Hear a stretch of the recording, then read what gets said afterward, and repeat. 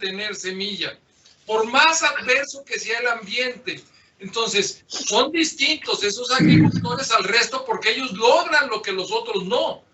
Entonces, creo que lo que usted acaba de señalar cuando habla del desarrollo de estos materiales tiene una enorme trascendencia social y que económicamente no es nada despreciable, porque no podemos estar comparando peras con manzanas. Los híbridos funcionan muy bien cuando usted tiene garantizado una humedad, una precipitación pluvial y más o menos seguro los rangos en los que va a llover o que tenga riego, ya sea por gravedad o ya sea por pozos. Pero cuando no tiene esas condiciones y tenemos una gran cantidad de superficie en México en donde no se tienen aseguradas esas condiciones, me parece que lo que usted está señalando es de la mayor importancia. Y no solamente, con esto concluyo, para las universidades, sino para la posibilidad de que surjan múltiples unidades de producción de corte campesino que se dediquen a producir semilla. Porque cuando se pierden esas semillas que son adecuadas a esas condiciones, a esos nichos, realmente se va para atrás las posibilidades de desarrollo y de bienestar. Entonces, yo creo que es muy importante lo que usted acaba de señalar. Muchas gracias. Sí, que creo que hay una posibilidad que no la he explorado porque a veces falta de tiempo, pero hay algo que pudiéramos iniciar y que a lo mejor puede funcionar, los híbridos varietales. O sea, cruzas entre poblaciones, esa es otra posibilidad y un híbrido siempre es un híbrido, entonces, pero yo creo que hay manera, hay posibilidades de trabajar bajo esas condiciones y esa es la parte que por lo menos quiero registrar esos materiales. El día de mañana se alinean los satélites y tenemos algún esquema de lo que nos está faltando a nosotros, en general en México, creo que es el extensionismo, aquel famoso extensionismo que teníamos antes. ¿Por qué? Porque con el extensionismo podemos darle seguimiento al desarrollo regional bajo un esquema de producción de semilla para siembra, por ejemplo. O sea, porque si no este trabajo que hicimos aquí en 2010 y 2013, pues fueron los apoyos que nos daba Zagarpa con el proyecto de conservación de maíces criollos. Lo quitaron, un poquito el proyecto de Semarnat, pero yo tenía 11 agricultores distribuidos en la región. Obviamente cuando yo iba a una comunidad y de repente se enteraban que pues yo llevaba los hilos metálicos y les llevaba unos tambos para que produzcan, para que guarden su semilla, pues la gente dice, oye, pues yo también quiero, ¿no? Es decir, a veces indirectamente te metes en problemas, ¿no? Porque pues no les puedes llevar a todos. ¿Por qué? Porque el proyecto no alcanza para todos, ¿no? A eso me refiero. Sí hay manera de trabajar, pero como que los proyectos están en los escritorios, ¿no? Y de repente pues no volteamos como le dije en la presentación, cuando nos vinieron y nos dijeron que desarrolláramos el maíz, pues nos dijeron que produciéramos híbridos, ¿no? Pero para agricultura tecnificada, agricultura de temporal bueno, ¿no? Y nos olvidamos un poco de la agricultura de temporales, en general de temporal, ¿no? Entonces eso es lo que estamos en deuda pues con los agricultores, si hablamos de los derechos de los agricultores, ¿no? O sea, esa es una idea. Sí, me parece muy importante porque además nos lleva a adelantar una discusión que se va a dar con posterioridad y que refiere a la conservación de la diversidad genética que se la estamos dejando bajo la responsabilidad de los campesinos, pero también es una gran carga, económica y social y material y de tiempo. Entonces, creo que es incorrecto que como sociedad sigamos dejando en el aire la idea del costo de lo que significa reproducir esa diversidad genética, y que debemos de pensar en mecanismos y en estrategias en las cuales la sociedad asuma el costo de reproducir esa diversidad genética. Y me parece, por ejemplo, que en este punto eres uno de los elementos en donde se debe de continuar trabajando para incorporar a una diversidad de actores sociales y económicos, a las empresas de todo tipo, transnacionales, nacionales, grandes, medianas, pequeñas, y por supuesto a las instituciones académicas y a los propios productores. Me parece pues que hay un elemento puesto sobre la mesa para avanzar en su desarrollo y en la construcción de instrumentos que aterricen estas ideas, porque de lo contrario estamos cayendo en la idea equivocada de simplemente patear el bote para adelante y hablar de que alguien conserve la diversidad, y qué bueno que los campesinos han conservado y les reconocemos. Pues sí, pero ¿quién va a cuidar de que se siga manteniendo esa conservación? Esa conservación cuesta tiempo, dinero, recursos, y hay que buscar la manera de concretar los apoyos para eso. Sí, tienes mucha razón, doctor. Nosotros hemos hecho propuestas, como hemos hecho algunas propuestas en el pasado, con la gente del colegio, con la gente de Chapingo, y nosotros decíamos que, bueno, pues hay que hacer programas de conservación y aprovechamiento regional, hacer proyectos piloto, así como el esquema que yo les platico. Y eso puede ser de alguna manera de empezar a abordar el desarrollo de las comunidades, pero a nivel por regiones, ¿no? Y que cada quien trabaje en su región, identificar, hacer una red de mejoradores con productores, ¿no? Eso sería una idea. Pero desafortunadamente, pues no ha prosperado, porque también esto se requiere de políticas públicas, ¿no? No es nada más que uno quiera.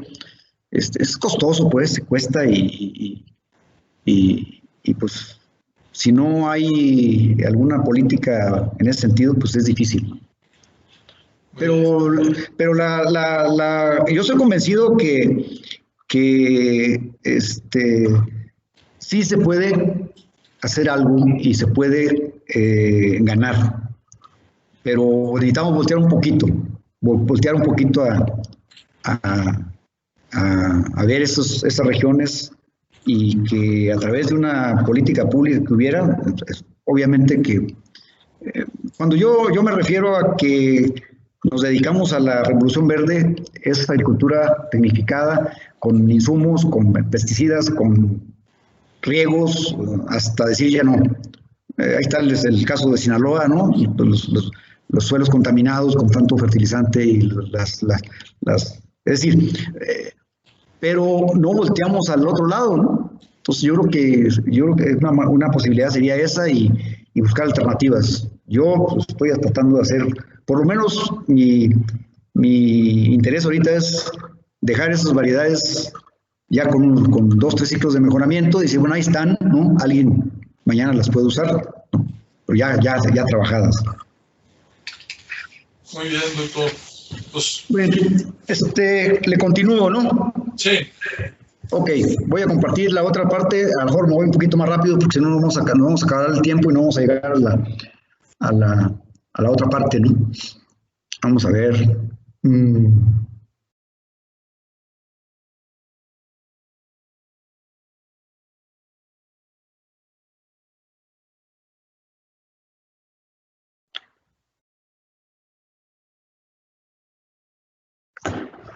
Bien, la otra parte del mejoramiento genético tiene que ver ya con el desarrollo de variedades. Voy a tratar de ir un poco más rápido, ojalá sea así. No voy a discutir a grosso modo lo que son los métodos, no es el interés, simplemente qué es lo que se hace con el mejoramiento de las desarrollo de variedades. Y básicamente me voy a referir a la parte de abajo del esquema general, un poquito trabajar la selección masal, y un poquito hablar de el desarrollo de lo que son las líneas para uso en el mejoramiento genético. Y obviamente esto ya estamos hablando aquí de productos para la agricultura tecnificada. Entonces, pues básicamente la selección recurrente o selección familiar es una selección sistemática de los mejores individuos de una población seguida de recombinación genética de ellos seleccionados. Básicamente, yo lo referí hace rato, aquí ya vamos a hablar del método de selección masal, ¿no? Le pusimos un nombre, básicamente retomamos el nombre de lo que hacen los agricultores tradicionalmente por miles de años, ¿no? Y a partir de alrededor de 150 años que nació el mejoramiento genético, pues ya le pusimos selección masal, ¿no? Pues esa es la historia en chiquito. ¿Qué es lo que se hace? Vamos a representar una población con esta curva de la distribución normal. En una población es muy diversa, tiene los mayores, una media, es decir, la caracterizamos con base a unos parámetros de la población y partimos de una población original, ciclo cero. A diferencia de lo que hacen los agricultores, pues nosotros acá en la academia, pues sí le hacemos ya la parte técnica, ¿no? Evaluamos familias, tenemos si es rendimiento, pues seleccionamos los más rendidores acá, y esta es la fracción seleccionada. Obviamente nosotros manejamos términos técnicos, manejamos el diferencial de selección y obviamente para el siguiente ciclo esperamos una respuesta, mover la media que está aquí, moverla para acá. Siempre esa es la manera de medir la ganancia o la respuesta a la selección. Entonces básicamente eso es lo que estaríamos hablando en términos de la aportación técnica del mejoramiento genético a desarrollo de una variedad. Y otra vez hacemos el método más antiguo del mejoramiento genético, pues obviamente la selección masal, selección fenotípica, y seleccionamos plantas individuales. Pero esa es la versión moderna de lo que hacen los agricultores, ¿no? Y ya le hacemos un poquito más técnico el concepto, hablamos de una evaluación genotípica. ¿Y qué sería? Básicamente aquí ya controlamos las estructuras familiares dentro del esquema de selección, que pueden ser familias de medios hermanos, hermanos completos o bien familias de autohermanos. Estas familias de medios hermanos es como en la vida real, ¿no? O sea, un medio hermano pues es dos hermanos que tienen diferente papá y la misma mamá, por ejemplo, ¿no? Hermanos completos son igual, o sea, vienen del mismo papá y de la misma mamá, y familias de autohermanos, obviamente esto es en plantas porque son líneas autofecundadas, ¿no? Familias de autohermanos. O sea, es decir, le damos el componente técnico al proceso de selección. Siempre la diferencia entre la media de la población ciclo 1 con la ciclo 0, pues es la respuesta a la selección. Entonces el mejoramiento es un mejoramiento intrapoblacional y el método más antiguo es la selección masal, el primero que se desarrolló, y ahí se seleccionan plantas hembras seleccionadas después de la floración. Después vino la selección familiar, lo que comenzaba ahorita, ya es evaluación de plantas de la progenie, son familias de medios hermanos, hermanos completos y autohermanos. Son las variantes de los métodos de selección recurrente. Y la idea es esta, tenemos otra vez la media de la población original ¿sí? Y lo que queremos es tener una población mejorada, que es esta, con una media que la estamos moviendo. Esa es como nosotros medimos la respuesta a la selección, o la ganancia o el éxito en un programa de mejoramiento. Es la parte técnica, que ahorita con las 6 poblaciones que yo mencionaba hace un rato, pues yo ya voy a ver el próximo año, además de que voy a caracterizarlas, voy a ver cuánta ganancia tuve en cada población. O sea, ¿qué voy a hacer? Pues comparar la población original con la población mejorada, a ver si es cierto que tuve una respuesta favorable a la selección. Es como nosotros medimos la respuesta. Lo que hace el agricultor, pues está midiendo cada ciclo, él considera que va ganando, hace un ciclo de selección, es un ciclo de siembra anual.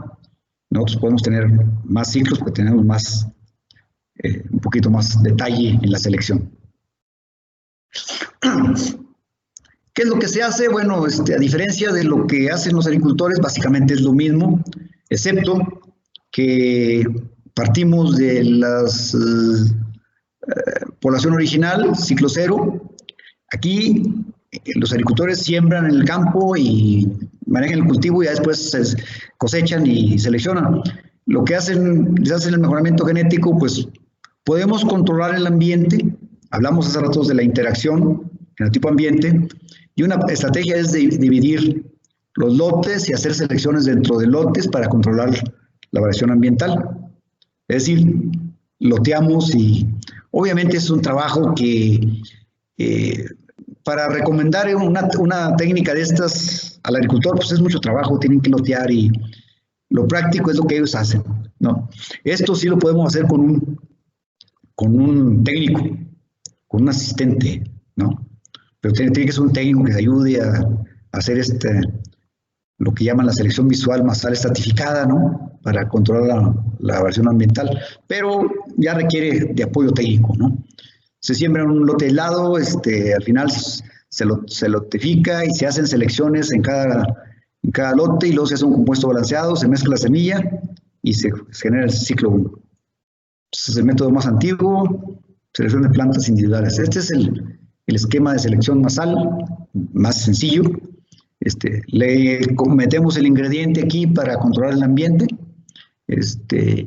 Y bueno, son ¿cómo se le conoce, no? Selección fenotípica recurrente, selección recurrente simple, selección masal direccionada, etc. Es selección masal.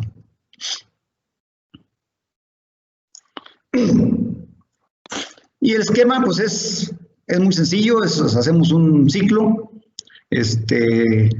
Los individuos que nosotros seleccionamos aquí son los que vamos a recombinar para el siguiente ciclo de selección, y el siguiente ciclo de selección hacemos lo mismo, y así sucesivamente hasta el número de ciclos deseados, que ese es el esquema del método de selección masal. Básicamente esa es una idea, pues, qué es lo que se hace con el germoplasma en términos de...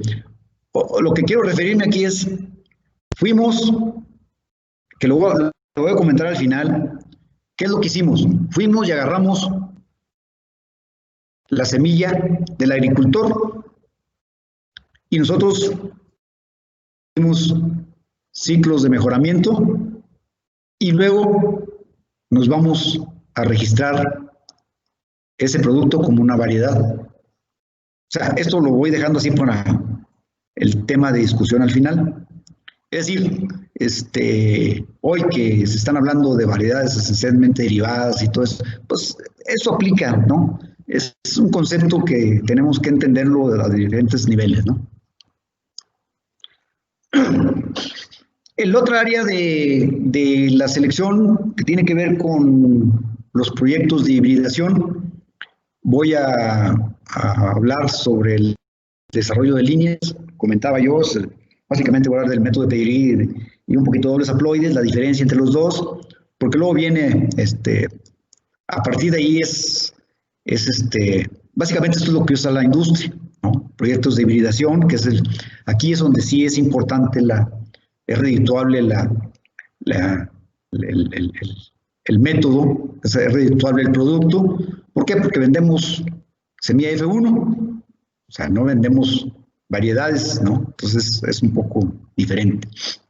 Y el negocio está aquí, en los híbridos, ¿no? Entonces, básicamente aquí estaríamos hablando de la selección recíproca recurrente. Es un método de mejoramiento interpoblacional. Es un mejoramiento simultáneo de dos poblaciones para proyectos de hibridación. ¿Qué característica tienen esas poblaciones? De que es un patrón heterótico, es decir, que son dos poblaciones totalmente diferentes, que combinan muy bien, que hay heterosis, que si yo derivo líneas de una y de población y derivo de líneas de la otra, las cruzas entre esas líneas van a dar una heterosis exuberante, dicen los mejoradores, ¿no? Y entonces, aquí es importante el desarrollo de las líneas, y me voy a referir a los dos métodos, por lo menos el método tradicional, que es el método genealógico, de desarrollo de líneas, y hoy en día está toda la empresa está utilizando dobles haploides. ¿Por qué? Porque en 2 generaciones tienen líneas 100% homocigóticas, ¿no? Esa es la aportación. La técnica no es nueva, es del siglo pasado, de por allá de los 50. Hoy en día ya se está usando muy, muy fuerte en la industria, los dobles haploides. Entonces vamos a platicar un poquito sobre el desarrollo del método genealógico. Es un esquema muy sencillo. Partimos de una población. Yo les decía que derivar familias de las poblaciones para iniciar un ciclo de mejoramiento. Aquí lo que se trata es de desarrollar líneas. ¿Qué es lo que hacemos? Vamos a una población que está en una población, se le conoce como población F2 o S0, es decir, una población de amplia base genética. Ese sería el concepto, que se tiene una población que puede ser mejorada de amplia base genética, o puede ser una variedad criolla de amplia base genética.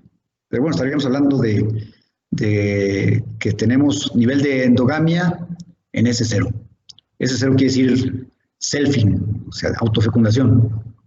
Entonces, ¿qué es lo que se hace? Vamos y autofecundamos plantas aquí, ¿no? En esta población de amplia base genética. Seleccionamos las plantas, ¿cuántas? Pues las que sean, ¿no? Depende de los recursos, depende del tiempo, depende de la actividad. Yo aquí para el esquema solo puse 1, 2, 5 y las que sean más, ¿no? Entonces, ¿qué es lo que se hace? Esas líneas que eran S0, con un ciclo de autofecundación, ya son líneas S1, se siembran en surcos, mazorca por surco, y en el campo, antes de floración, las que están buenas se autofecundan y las que están malas se eliminan, se le pone una crucita, ¿no? Esto no es para indicar el esquema. De estas que se seleccionan, hay selección entre y dentro de familias. Hacemos la selección entre familias y luego autofecundamos y hacemos la selección dentro de familias.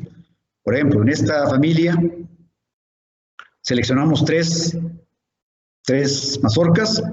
Al siguiente ciclo las sembramos, eliminamos 2 y nos quedamos con una. Y al siguiente ciclo de esas seleccionamos 2. Es decir, ese es el esquema del método genealógico de pedigrí.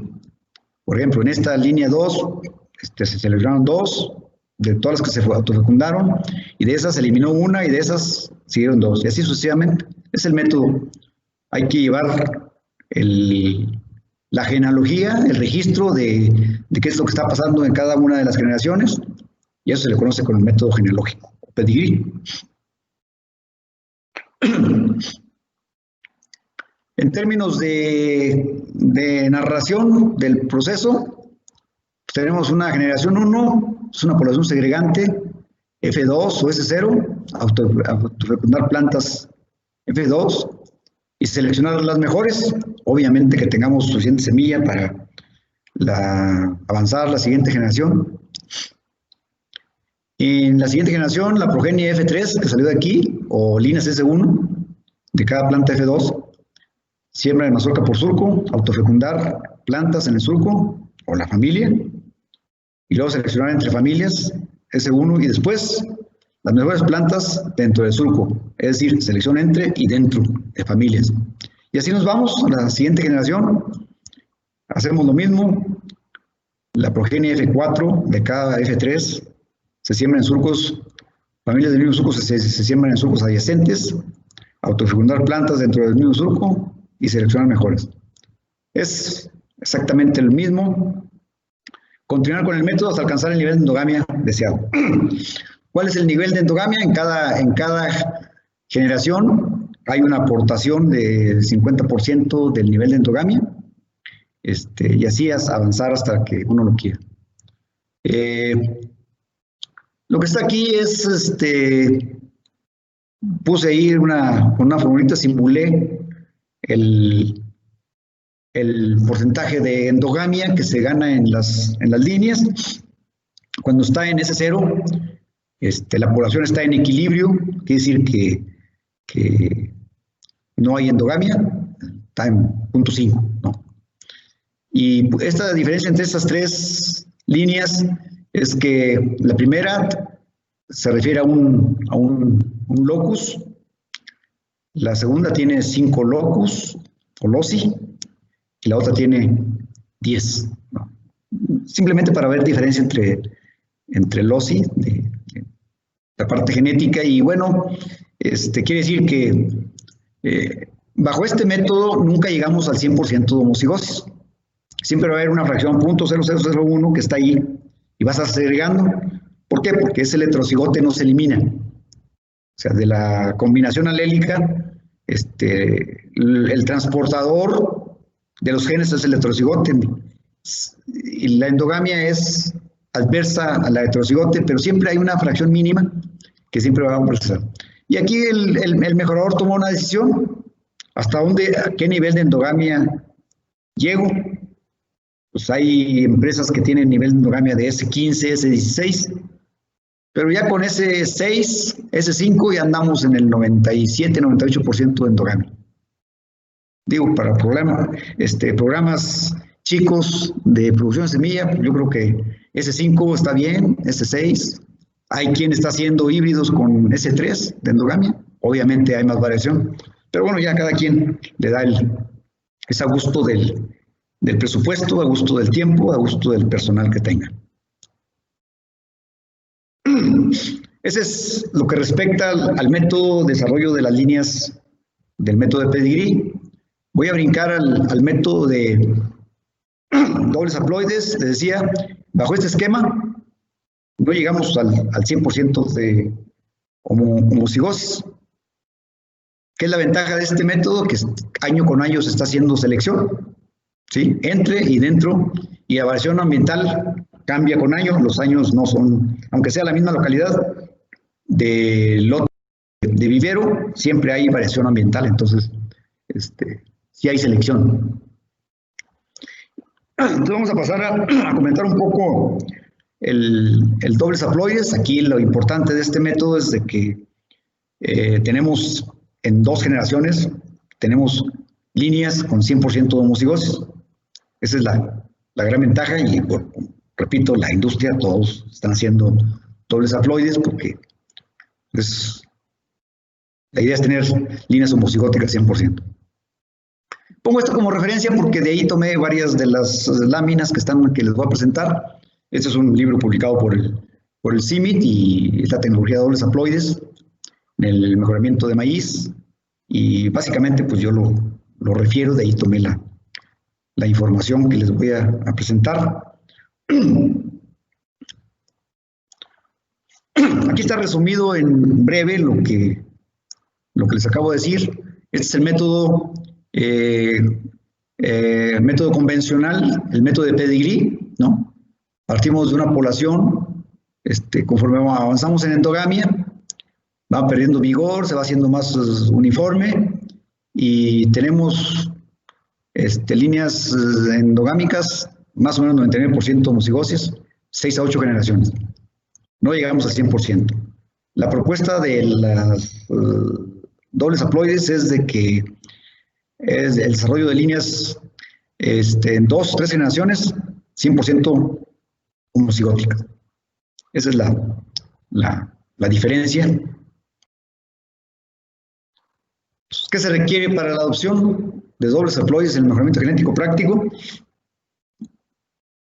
Disponibilidad de un dictor de la haploidía, o sea, es una línea, un sintético, etcétera, con una alta tasa de inducción, ¿sí? Que sea buen polinizador y que tenga cantidad de semilla razonable, ¿verdad? Al momento de hacer la cruza. Un buen sistema de identificación de los haploides, ¿no? Identificación efectiva y precisa de las semillas haploides. Afortunadamente ya hay los marcadores, expresión del marcador independiente de la información genética, de la hembra y el medio ambiente, y también un buen sistema artificial de doblaje del cromosoma, porque la haploidía, como lo mencionó la doctora Norma hace rato en la plática, o sea, cada gameto aporta el 50% de la información genética. Entonces, aquí con la inducción, pues vamos a tener obviamente semillas haploides. Y aquí lo que requerimos es alta tasa de doblaje, que sea seguro y que además simple y económico. Hoy el método que se usa para esto es colchicina. Hay otros métodos de menos efectivos, pero es lo que se usa la colchicina, un poco, con mucho cuidado porque es cancerígena, pero bueno, es el método de doblaje del cromosoma. Hay otros métodos. Se necesita una planta, una semilla que sea el inductor de haploidía al genotipo que nosotros queremos usar como referencia para sacar las dobles haploides. Se hace la cruza y aquí se tiene, dice, aproximadamente el 90 al 95% de semilla híbrida que se elimina y solo se identifican los que son haploides. Las que son dobles haploides, pues, se eliminan de esta cruza. Entonces se identifican los que son granos haploides. Este es el inicio del proceso. Lo importante es encontrar al inductor, la fuente de inducción. Y bueno, aquí está la cruza del inductor con normal. Y vamos a tener los diferentes tipos. El haploide es el que tiene la coloración en la parte del pericarpio. Esta es una cruza y esta es la F1 que tiene coloración en la parte superior y la parte del embrión, ¿no? Son los tipos de semillas, el híbrido no seleccionado y grano haploide. Esos son los marcadores a los que se hace referencia para poder seleccionar los que son haploides. Entonces, el híbrido no seleccionado y grano haploide con endospermo púrpura, el grano y el endospermo púrpura. Este es el grano haploide, el que tiene con endospermo púrpura y embrión sin color. Sí, esta es esa parte. Y este es el grano híbrido con endospermo y embrión color púrpura. O sea, aquí lo importante es el inductor y después la identificación con los marcadores, que es la coloración del grano de la semilla. Entonces, aquí está esquemáticamente la cruza. Este es lo que se obtiene, la mazorca F1. Y aquí hay que identificar los tipos de grano. Los granos diploides, que es aquí está, son normales o libres con coloración púrpura en el endospermo, aleurona, y en el embrión, este es el diploide, ¿verdad? Y hay que identificar el haploide, el que nomás tiene coloración acá en el endospermo, y en el embrión está sin coloración. Este es el haploide, la manera de identificarlo. Y obviamente la coloración, granos sin coloración púrpura en el embrión, ni en el endospermo, son una contaminación, como es este caso. O sea, básicamente ese es el manejo de la identificación de los granos, ya después de que son usados con el inductor. Y lo importante es, el inductor tiene 2 juegos de cromosomas, como el donador o el recurrente. Se hace la cruza con el inductor y lo que tenemos es un juego de cromosomas, esta es la haploidía. Esos son los que hay que identificar. Después hay que duplicar el cromosoma. Como es una sola fuente de información, se duplica y obviamente tiene 100% homocigosis.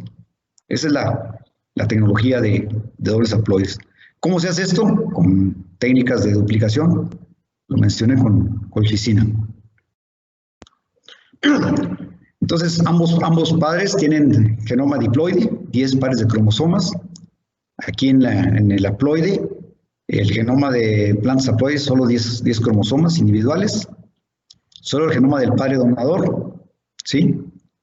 Pero es estéril, entonces hay que doblar el cromosoma para tener una planta fértil, diploide, restaurada, y es completamente homocigótica. Esa es la tecnología. Entonces, ¿cómo se hace? Primero, el procedimiento se pone a germinar la semilla como si fuera una prueba de germinación. Después, a este nivel de crecimiento, de desarrollo, se hace un corte del coleóptilo. Después se va al tratamiento. Esta es la etapa óptima del corte, se va al tratamiento de plantas con colchicina. Después se siembran en charolitas, en invernadero, y después se van a trasplantar al campo alrededor de la 5ª hoja, ¿no? Trasplante de las plantas de 0, esta es etapa de 3 hojas al campo. Primero en invernadero y se van a trasplantar al campo.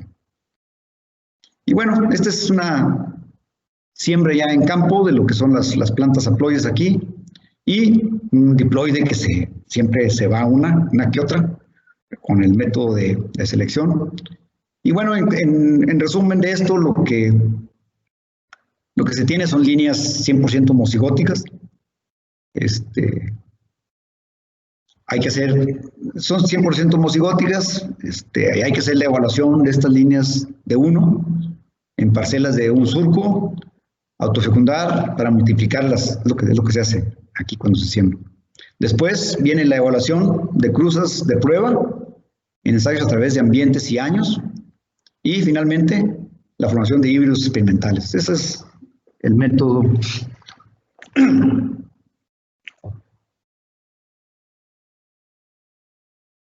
de la selección.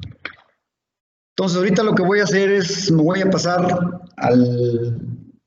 ahorita ya pasamos a ver el método de desarrollo de líneas. Ahora vamos a platicar un poquito sobre voy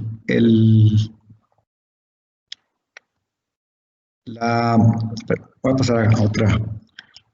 El uso de la retocruza, que es un método que usa en el mejoramiento genético.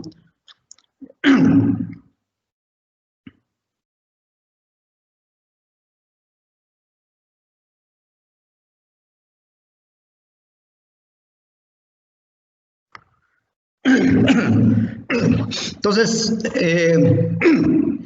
aquí lo que quiero comentar muy rápidamente es el método de la retocruza. Ya la doctora mencionó un poquito en su presentación cuál es la transferencia alélica y para qué se usa la retocruza. Yo aquí lo voy a ver desde el punto de vista, hacer el esquema y explicar un poco qué es lo que está sucediendo.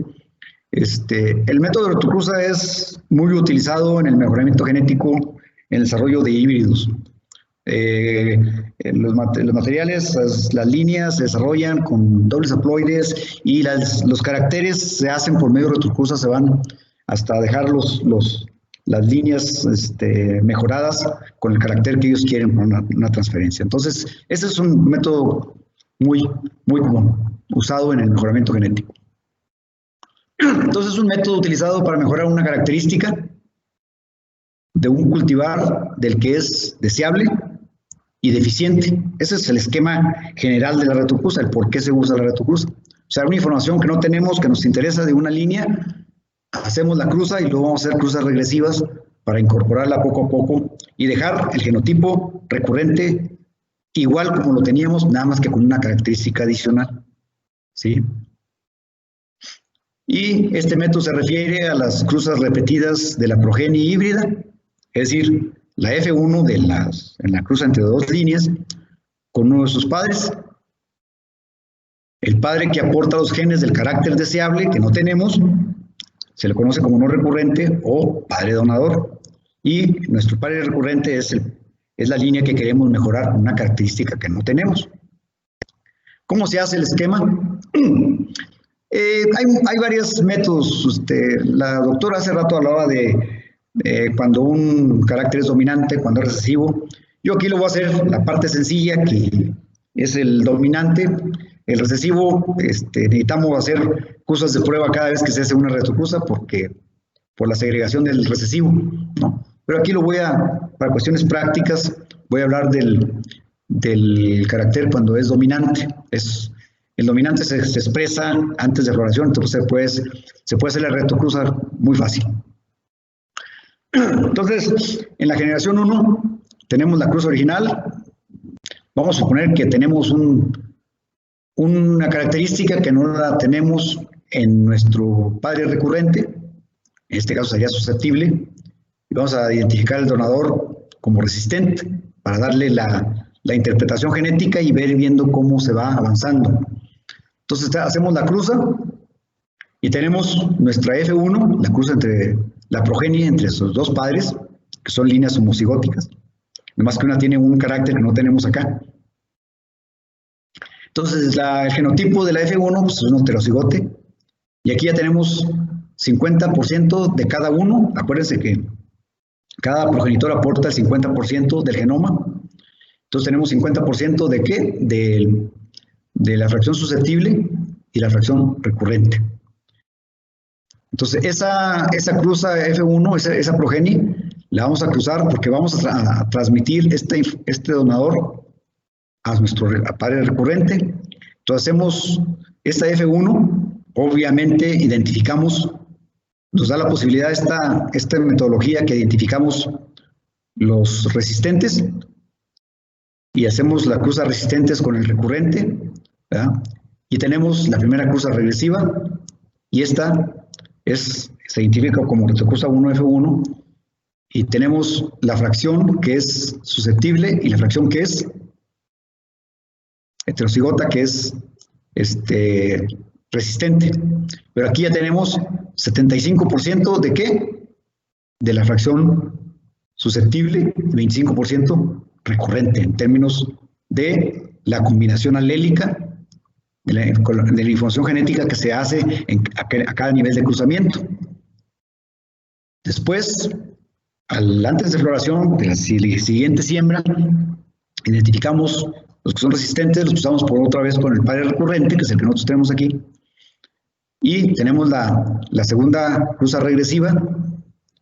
Aquí tenemos la retrocruza 2F1, otra vez la fracción del susceptible y la fracción del resistente, pero aquí ya tenemos 87.5% del recesivo, del recurrente, y solo 12.5% del...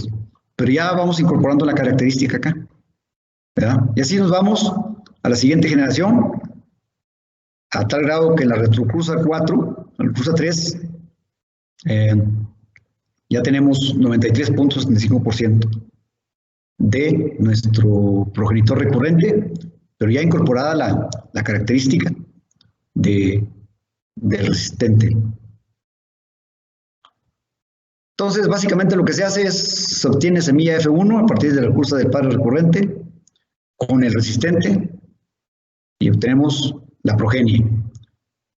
se hacen las plantas en la siguiente generación, plantas F1, son cruzadas con el padre recurrente, obviamente se identifican las resistentes para obtener la retocruza F1 y la proporción genética en esta combinación. En la generación 3 ya tenemos la retocruza 1, son evaluadas y se seleccionan, se eliminan las susceptibles y las resistencias se seleccionan, son las que se cruzan con el padre recurrente y tenemos la retocruza 2. Y así hacemos la siguiente retocruza. Y finalmente lo que se hace ya en la generación 5, ya tenemos la retocruza 4F1. Ya en la generación 6 lo que se hace es la retocruza 4F1, se evalúa y se eliminan las susceptibles y las plantas resistentes se autofecundan para obtener la retocruza 4F2 y aquí empieza entonces a la siguiente generación ya se tiene la retocruza 4F2, 25% son resistentes, 50% y 25% susceptibles. Se eliminan susceptibles y se quedan ya las puras resistentes, se autofecundan para obtener plantas homocigóticas respecto a R, ¿no? Ese es el método de la retocruza, muy usado en el mejoramiento genético. Lo que voy a hacer ahorita es, yo tenía, como a mí el doctor Aboites me dijo hace tiempo de esto, entonces tenía por ahí unas muestras de semilla y un ejercicio que ya hice. Entonces me fui a sembrarlas en el campo y yo quería tener esas, para por lo menos enseñarles algo en físico, ¿no? Porque se supone que era un taller en vivo en aquel entonces. Entonces corrí, me fui a preparar una semilla y la sembré. Pero bueno, aquí voy a presentarles unas fotos de unas mazorcas y ver cómo está la información de la retocruza. Entonces este es rendimiento de grano y estas son las mazorquitas que fui a cosechar hace unas 2-3 semanas para presentárselas aquí para ver un poquito la combinación alélica y qué es lo que se hace. Este es un trabajo que se hizo aquí hace 1 año y medio, 2 años. Obviamente se hicieron cruzas antes, y es un trabajo de una tesis de un alumno. Entonces, las identifiqué aquí como línea 2 y línea 5. O sea, cruzamos línea 2 y línea 5, esas son las características de la línea 5 y la línea 2, ¿no? Y aquí está la progenie F1, aquí está la cruza, y lo que hicimos, cruzamos la F1 con el padre 2 y obtenemos la retocruza 1 con el padre 2, hicimos la cruza con el otro padre, la F1 con el padre 5, y entonces aquí tenemos la F1 y aquí tenemos, en ese estudio hicimos las dos cruzas. Ahorita el esquema que les presenté es a una sola dirección para incorporar una característica, pero aquí nos interesaba ver un poco sacar los efectos genéticos de una característica. Básicamente estamos trabajando en este ensayo, fue para plantas prolíficas. Y obtuvimos por autofecundación la F2. Les decía yo, lo que se vende en programas de hibridación, pues es la F1, ¿no? Y esa semilla F1 va a dar, obviamente, buena heterosis, en este caso el rendimiento de grano. En esta cruza 2x5, decía siempre en el lado izquierdo de la cruza siempre está la hembra y este es el macho. O sea, es un esquema ya de selección, de mejoramiento, es como se maneja. Y calculamos aquí la heterosis, 165.4%, ¿sí? ¿Y qué pasa si autofecundamos? Obviamente pues, bajamos de 5.67 toneladas a 3.96. Sí hay un poquito más que aquí, pero obviamente por eso obviamente estos en híbridos comerciales, pues obviamente esto pues no conviene porque pues da muy bajo rendimiento, ¿no? Pero aquí lo importante es, veamos las características de la línea 2 y cruzada la F1 con la línea 2 y vean la retocruza 1, F1. Cuando la cruzamos con la línea 5 y vean, o sea, sí hay la información genética se transmite de acuerdo a los progenitores. Aquí está a los dos lados, cómo está aquí el progenitor, el 2 representado, y esta es la F2. Y aquí están las frecuencias en cada uno. Aquí tienes 75% de esta línea, ¿sí? Y aquí tienes 75% de esta línea. Ahí está. ¿Sí? Este es 2 por 5. Y luego hicimos la cruza inversa o la recíproca. La 5 por 2. Obviamente aquí dejé las mismas hojitas porque fue lo que coseché. Sus mismos padres. Pero vean la F1 aquí. Cuando este es hembra, ¿sí? Vean la F1 comparada con esta, cuando este es macho. O sea, sí hay un aporte de quién se utiliza como hembra o como macho.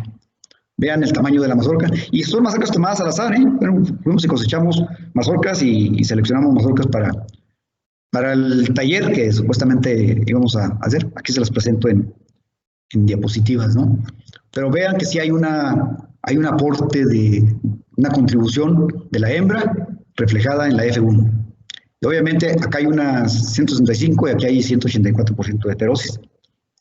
Y vean el 75% de la línea 5, aquí está, y el 75% de la línea 2 y la F2. O sea, sí hay una contribución. Y ese es lo que hice presentar así para ver cuándo se usa como macho y cuándo se usa como hembra, cómo cambian la expresión del fenotipo. Bueno, como el objetivo era la prolificidad, a lo mejor no está muy bien claro esto, pero las traté de sacar unas plantas y ponerlas aquí para observarlas. Esta es una planta prolífica. Este es el promedio, normalmente anda un poquito más. Tiene 1.64 de mazorcas por planta. Esta normalmente tiene, cuando mucho, una mazorca. Vienen dos poblaciones diferentes, 0.84. La F1, aquí pues, coincidió que bueno, las dos tienen mazorca, pero en promedio son una mazorca, 1.6. La F1 con la 2, vean la diferencia, la F1 con la 5, o sea, con la 2 y con la 5, vean el tipo de planta. O sea, también en el fenotipo, en plantas, también se expresa la expresión del fenotipo. Y la F2, hay muy variantes.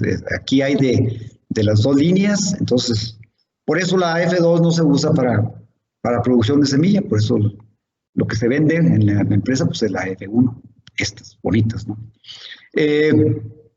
Aquí la heterosis, si se dieron cuenta, en la heterosis acá es positiva, ¿ah?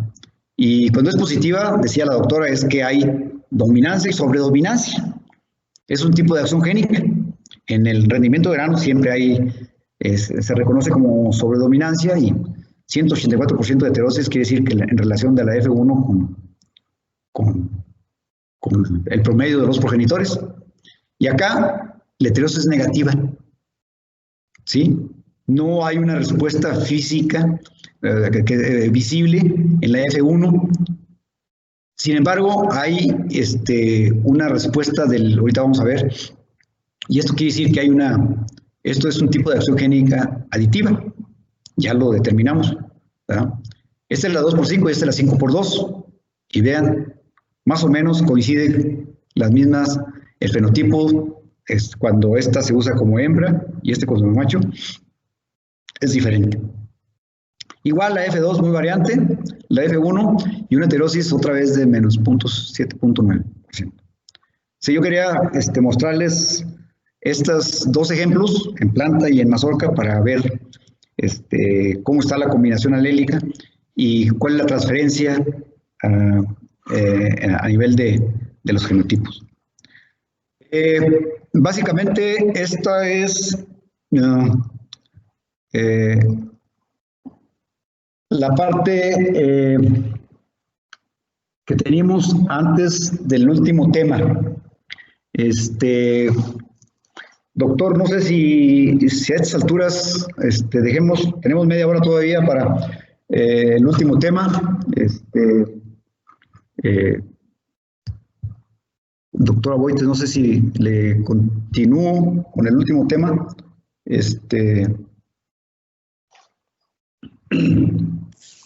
Bien. Pues a continuación le pediría al doctor Miguel Ángel que nos hiciera favor de presentar las láminas correspondientes a la parte de propiedad intelectual. Sí. Me parece bien. Adelante, doctor Miguel Ángel.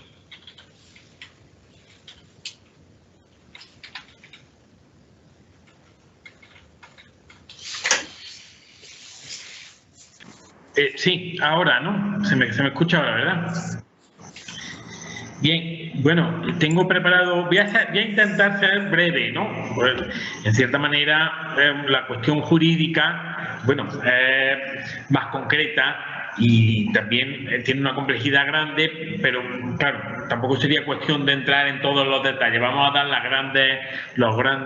grandes ideas del régimen jurídico que ampara todo este trabajo que suelen realizar los fitomejoradores, que es un trabajo, pues, evidentemente, cuyo resultado debe estar protegido jurídicamente, es dar un derecho, ¿no? Entonces, aquí tengo voy a ver si lo puedo compartir para ver un pequeño PowerPoint con las ideas así principales que les voy a ir explicando de lo que serían las nociones básicas de ese régimen jurídico, ¿no?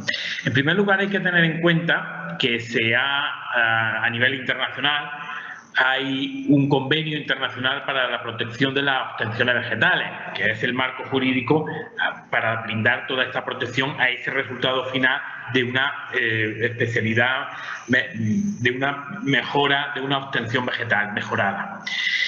La misma fue aprobada el 2 de diciembre del 61 y la cuestión es que ha habido varias revisiones a lo largo del tiempo en el que se ha ido, pues, ampliando, revisando ese marco jurídico que establece este convenio internacional.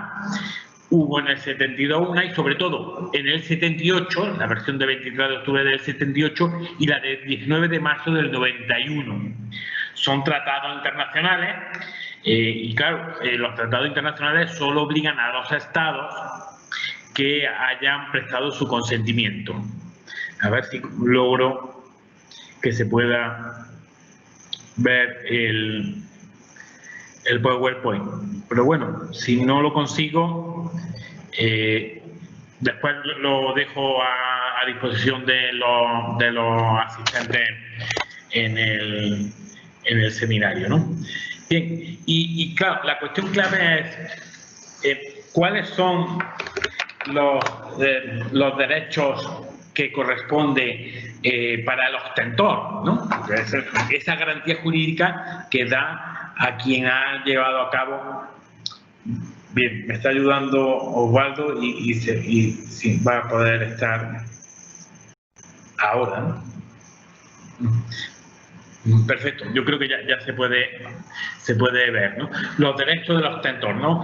Que se conceden, ¿no? Que da este régimen jurídico del UPOV, ¿no? Pues en esencia el derecho fundamental que se da es que su titular tiene la posibilidad de autorizar, es el único que puede autorizar cualquier uso o acto de ese material de reproducción o de multiplicación que genera esta nueva variedad, ¿no?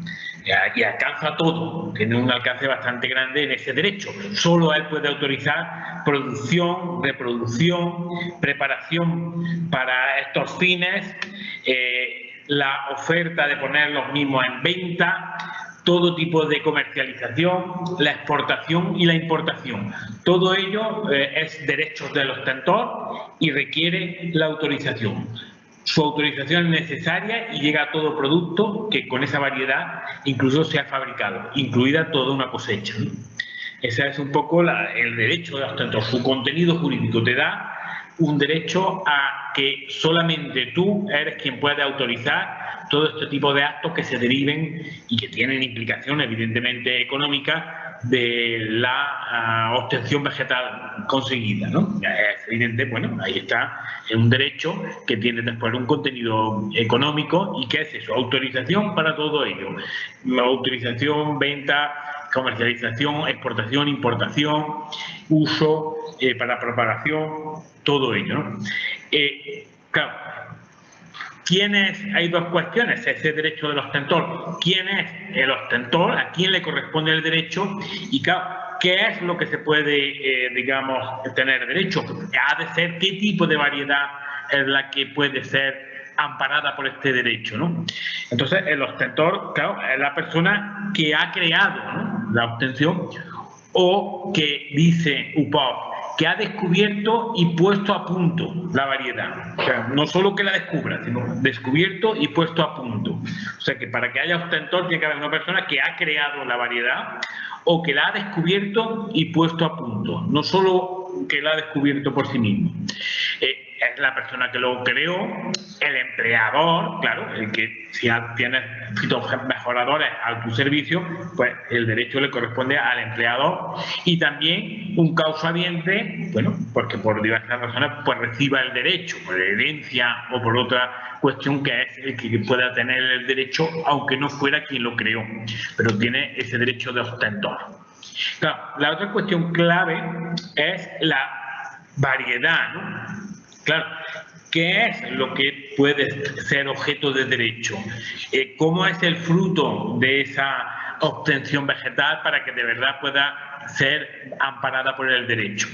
Pues bueno, dice UPOV, tiene que ser un conjunto de plantas del mismo taxón botánico que presente caracteres resultantes de un cierto genotipo o de una cierta combinación, ¿no? Bueno, es una definición técnica, además, un taxón botánico del rango más bajo, y UPOV, que es digamos, un concepto técnico que incluso, pues ahora podrá incluso hasta darnos más explicación pues nuestros ponentes expertos en la materia técnica, ¿no?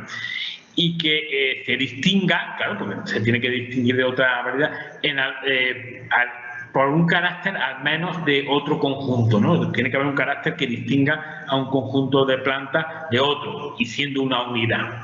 Y después establece UPOV que para que se conceda este derecho, el derecho de ostentor vegetal, tiene que darse 4 condiciones, ¿no? La variedad ha de ser una variedad nueva, distinta, homogénea y estable. Después se desarrolla más en detalle, incluso hay jurisprudencia, ¿no?, de cuándo es nueva, ¿no?, cuándo es distinta, homogénea y estable, ¿no? Pero esas son las 4 condiciones que debe reunir una obtención vegetal para poder ser objeto de derecho. Si no, pues no nos encontramos con una variedad y no cabría tener ese derecho. Como todo derecho, pues tiene sus excepciones. El derecho al ostentor no es absoluto. Hay una serie de posibilidades que son las que limitan el campo de aplicación de ese derecho grande, ¿no?, de autorizar todo tipo de acción posterior a su reconocimiento como derecho. Fundamentalmente son 4, conforme a UPOV. Una, el agotamiento, queda agotado si el material pues ha sido vendido o comercializado de otra manera, y de todo ese material derivado. Otra cuestión que establece también UPOV es la de licencias obligatorias, que por razones públicas se pueda limitar, suspender ese derecho del ostentor. Se puede, digamos, llegar a esa cuestión de suspensión de ese derecho que tiene el ostentor reconocido por razones públicas, porque no hay, porque puede ser razones de seguridad alimentaria. Es una cláusula legal que está ahí prevista. Siempre que se exija una remuneración equitativa al titular de este derecho de obtención. No puede ser, digamos, porque no sería una confiscación, es como una expropiación. Es verdad que en la práctica no suele darse esta posibilidad. Es muy raro que se concedan licencias obligatorias, y más o menos se deja pues en el libre juego de del comercio, vamos, y del mercado, ¿no? Otra cuestión también es la duración. UPOV establece una duración, bueno, por lo menos no inferior a 20 años del derecho de obtención vegetal, como regla general, e incluso de 25 años para árboles y vides. Ese es, digamos, el mínimo, ¿no?, de gozar de ese derecho. Pasado el tiempo, pues ya se elimina, ¿no? Queda extinguido el derecho de obtentor vegetal. Otra cuestión importante que viene UPOV y que es fuente de problemas, y una de las cuestiones jurídicas más interesantes, es el famoso privilegio del agricultor, que lo estableció por primera vez regulado en el 91. Antes se entendía que lo tenía, no era necesario ni regularlo porque era el privilegio del agricultor. E incluso UPOV lo hace de una manera un tanto extraña porque lo deja como potestativo. Dice, cada estado podrá, o sea que en principio puede que no, o si no dice nada es que no, que digamos que el que haya adquirido una semilla protegida pueda reutilizarla en su misma explotación, ese producto. O sea, que esa es una cosa que por eso es el derecho de utilizar, resembrar, digamos, en principio eso puede ser permitido, el privilegio del agricultor conforme a UPOV 91. Antes, en el 78 y demás, es que ni se decía porque se entendía que ese derecho siempre lo tenía el agricultor, el campesino que había adquirido, digamos, un producto, una semilla, y después los frutos sucesivos los podía utilizar. Bien, otra cuestión interesante que establece UPOV 91, y que también es uno de los temas más jurídicamente más complejos, es las variedades esencialmente derivadas, VED, que también surgen en el 91, y es también ante la idea, claro, el derecho tiene que ser efectivo y evitar que haya un abuso, digamos, y una merma de ese derecho.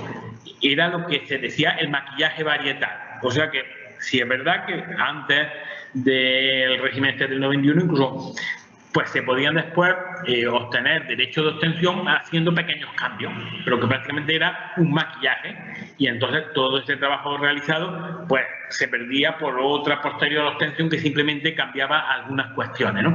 Entonces se entendió que había que ampliar el derecho del ostentor a partir de esta variedad esencialmente derivada, que es dar el derecho que antes dijimos de autorización para todas estas cuestiones a estas variedades pues derivadas que surjan de la misma, ¿no?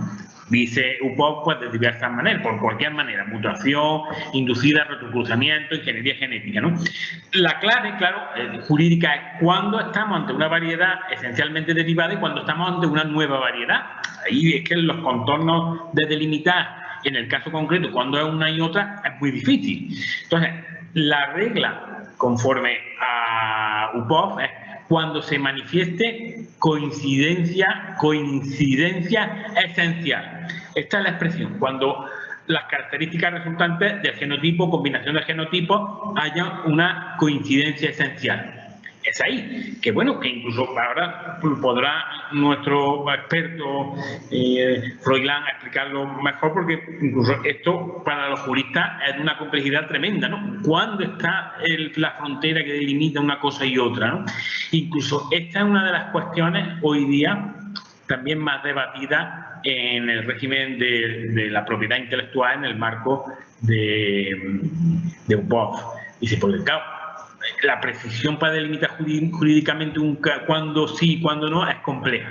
Incluso hay muchos que dicen, no, es que hay que revisar todo esta figura de la variedad esencialmente derivada. Incluso parece que ahora con los marcadores moleculares, pues incluso, la cosa también está cambiando, que puede haber otros criterios más precisos.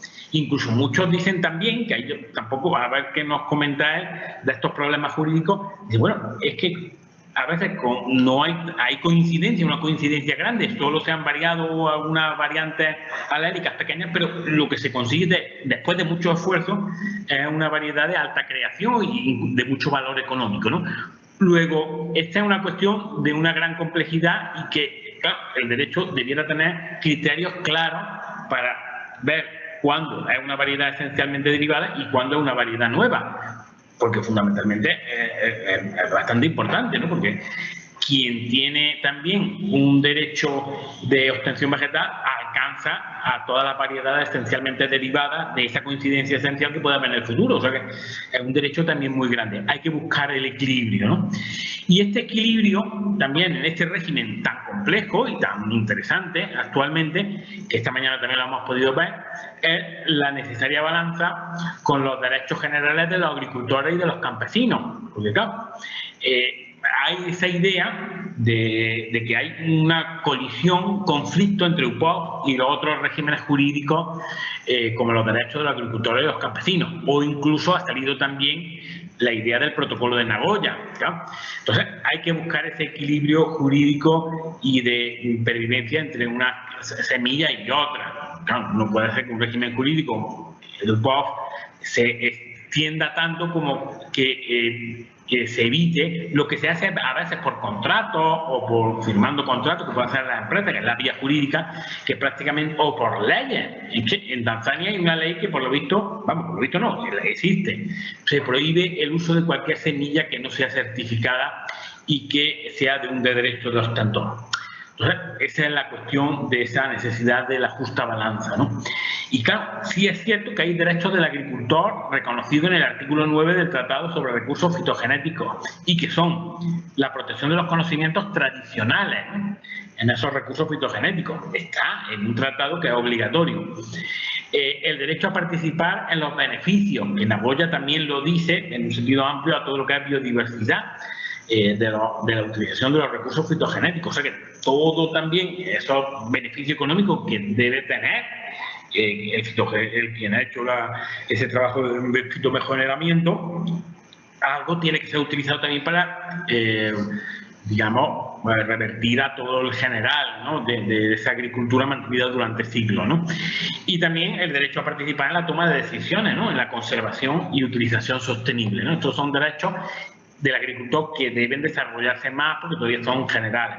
Y ahora ha hecho aparición, que también esta mañana lo hemos hablado, a ese derecho a la semilla que aparece en la Declaración sobre Derechos Campesinos y que fundamentalmente, muchas de las cosas también están dichas, pero el núcleo es un reconocimiento de manera directa, clara y sin ambajes del derecho de los agricultores a conservar, utilizar, intercambiar y material de siembra y propagación. Entonces ahí sí entra el conflicto jurídico entre ese privilegio del agricultor que, como hemos dicho antes, que bueno, se te puede permitir y que a veces se está limitando. Pues aquí ya con la Declaración de los Campesinos es que no puede haber ninguna limitación.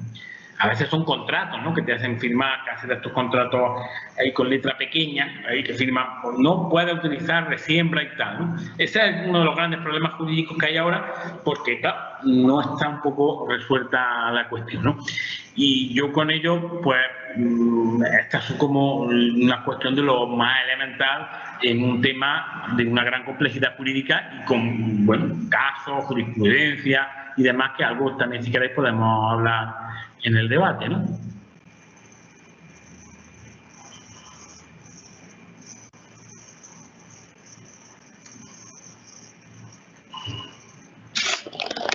Sí, Gilberto.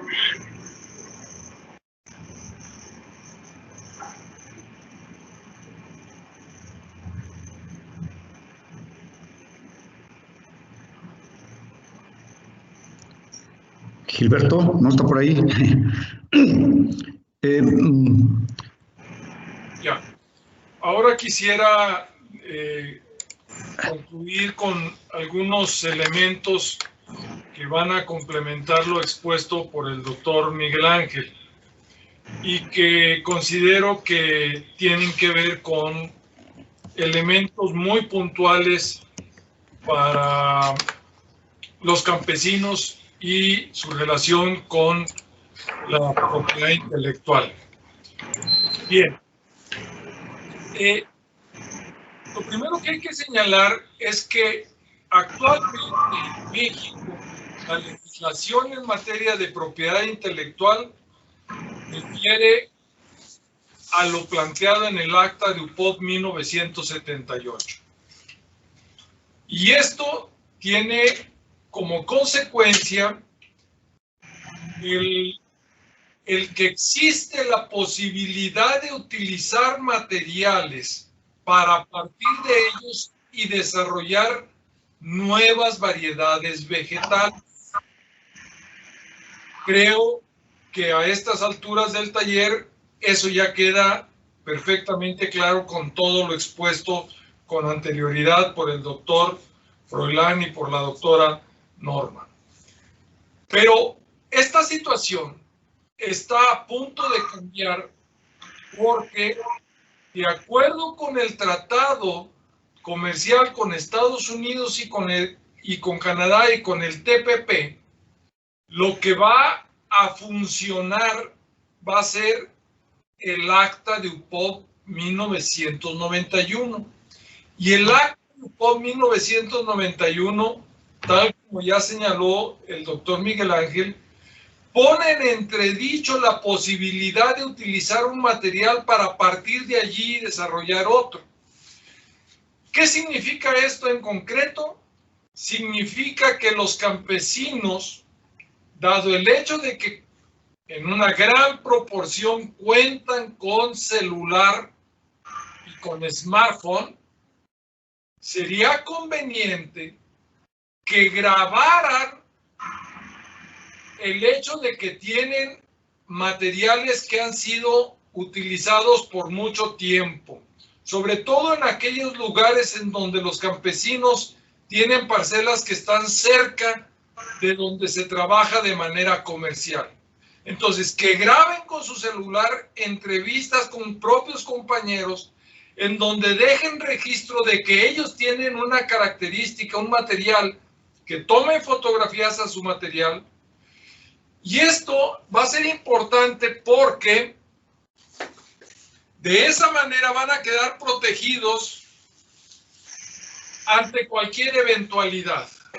Por ejemplo, que digan que se utilizó un material proveniente de una empresa que tenía patentados sus materiales. Ustedes van a tener evidencia y para fines jurídicos las evidencias son fundamentales. Hasta hace unos años todas las evidencias que se solicitaban eran de carácter escrito. En la actualidad creo que no tienen por qué ser así. Número 2, para los campesinos me parece que si algo ha quedado claro de este taller es la enorme importancia y conveniencia de vincularse con las instituciones académicas que tenemos en México y en cada país de Centroamérica, de Sudamérica, en el mundo. Siempre hay instituciones académicas con las que se pueden vincular. Para el caso de México, la Universidad de Chapingo, el Colegio de Posgraduados, el INIFAP, el CIMIT, el CINVESTAP, la Universidad Antonio Narro. Esto es fundamental porque es a partir de esas relaciones como pueden ustedes desarrollar mejores variedades, incluso manteniendo sus esquemas de producción de corte campesino. Y número 2, a partir de esa relación, y ustedes teniendo evidencia de que son los propietarios y desarrolladores de las variedades que han venido sembrando históricamente, van a poder ustedes resguardarse, protegerse de cualquier eventualidad. Por ejemplo, dentro del protocolo de Nagoya, se pide que exista el permiso sobre la base de información completa, de suerte tal que el campesino que va a permitir acceso a una variedad, por ejemplo, está diciéndole a la persona que se la pide: yo estoy de acuerdo con que te lleves este material para que desarrolles tú nuevos materiales o nuevos bienes o nuevos artículos, por ejemplo, farmacéuticos, etcétera. Y todo eso va a quedar registrado por escrito. El problema está en que muchos de nuestros campesinos no necesariamente tienen el conocimiento suficiente para poder asegurar que lo que está escrito fue lo que ellos explícitamente señalaron. Por lo tanto, me parece que es fundamental que nuestros campesinos, que nuestras organizaciones y que todos aquellos técnicos, científicos que están vinculados con los campesinos utilicen los celulares para grabar las negociaciones y los acuerdos, de suerte tal que quede o no quede por escrito, haya evidencia de cuál fue el planteamiento por parte de los campesinos para el otorgamiento de sus permisos. Creo que estos dos elementos resultan centrales en la actualidad, porque de lo contrario vamos a encontrarnos con muchas situaciones que van a ser lamentables. No me voy a extender, pero el caso de la defensa de los frijoles azufrados que se piratearon en México y que los patentaron en Estados Unidos, cuando que habían sido sembrados por años, por generaciones de campesinos mexicanos, se echó abajo, pero se echó abajo gracias a la presión de los campesinos, que presionaron al gobierno federal en su turno para que echara atrás la patente que había sido otorgada en Estados Unidos. Pero eso costó mucho dinero, millones de pesos. Entonces, no siempre se va a estar en esas condiciones. Y más vale tener evidencia de lo que han desarrollado nuestros campesinos. ¿Para qué? Porque en el mismo protocolo de Nagoya se establece que en reciprocidad con ese permiso y ese otorgamiento al acceso de los materiales que tengan características importantes, en caso de que se logren nuevos desarrollos, se va a retribuir al productor que lo donó a la localidad en donde se encontraba con beneficios económicos, beneficios materiales. Pero eso que se va a retribuir está por escrito. Y reitero, no todos nuestros campesinos están en las condiciones para saber si efectivamente lo que está escrito es el sentir y es el interés de ellos. Por tanto, más vale que dejen evidencia videograbada en sus celulares, de suerte tal que existan las posibilidades de que los campesinos puedan defender en diferentes instancias sus intereses. Muchas gracias. Con esto hemos concluido el taller correspondiente al día 9 de diciembre y no me queda más que agradecer al doctor Froilán y a la doctora Norma y al doctor Miguel por este esfuerzo, enorme esfuerzo de haber sintetizado sus conocimientos y la problemática en la que inevitablemente nuestros campesinos en el mundo vamos a tener que trabajar. Muchas gracias.